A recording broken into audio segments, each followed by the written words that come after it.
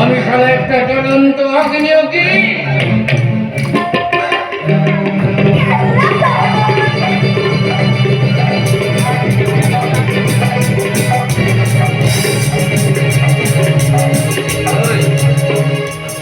এখানে আসবি, ঝিলিকের নাচ দেখবি, গান শুনবি, মনে মনে ঝিলিকের দিকে চোখ তুলে তাকালে না তোর চোখ দুটো উপরে নিয়ে সামনে নিয়ে সেকে ভরে দেব।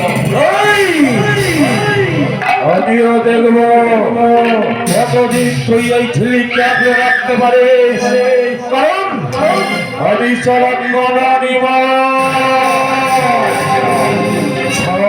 ছাড়িয়ে শ্বাসটা আমি খাই। আমি সবাইকে করে দেই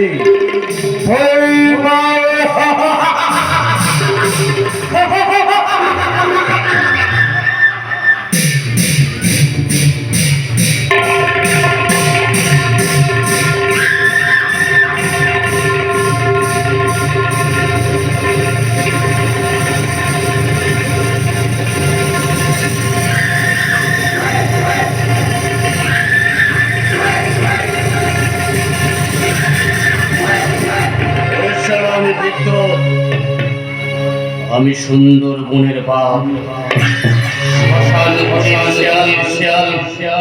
আর জলাতঙ্কের আতঙ্ক। আমি শালা বেদত মাফিক চলে, বেদত মাফিক সাক্ষা কথা বলি। আরে শালা মায়ের দুধ খেয়ে বড় হয়েছিল, তাই তোদের মতো দুশ্মনদের সঙ্গে শালা লড়াই করে লড়াই। এই সমস্ত সমাজ বিরোধীর জন্য সমস্ত ক্ষমতাটা যদি শালা আমার হাতে থাকতো না, এটা শালা বুঝিয়ে দিতাম আমি কে এবং কি, আমি কি চাই। এবার একটু শান্ত হও, দেখো সব ঠিক হয়ে যাবে। শালা কিছু ঠিক হবে না। এইসব সমস্ত সমাজ বিরোধীর জন্য সমাজটার এরকম অবস্থা, সমস্ত ক্ষমতা যদি আমার হাতে থাকতো শালা। তাহলে কি হতো বিদ্যুৎ? সমস্ত ভদ্রমতা যদি তোমার হাতে থাকতো তাহলে কি হতো? সমাজটাকে তুমি বদলে দিতে পারতে বিদ্যুৎ, বদলে দিতে। বলো তো কিভাবে বদলাবে এই সমাজটাকে তুমি? কি হয় এই সমাজে?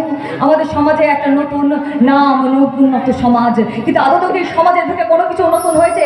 যদি সমাজে নতুন করে কিছু হতো তাহলে প্রত্যেকদিন সকালবেলায় খবরের কাগজ অথবা খবরের চ্যানেলগুলোতে একই খবর পাওয়া যেত না। খবরের কাগজ খুলে খবরের চ্যানেলগুলো বললে প্রতিদিন নতুন করে একই খবর, সারা আবার নতুন করে একটা ধর্ষণ, তাকে আবার নির্মূল করে হত্যা।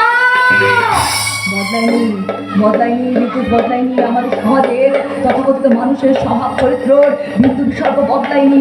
তাই তো আমাদের উন্নত সমাজের বুকে আজও মায়েরা বাবারা কন্যা সন্তানকে জন্ম দিতে ভয় পাচ্ছে বিদ্যুৎ। যার ঘরে কোনো কন্যা সন্তান আছে সেই কন্যা সন্তান যদি বাড়ি থেকে 1 মিনিট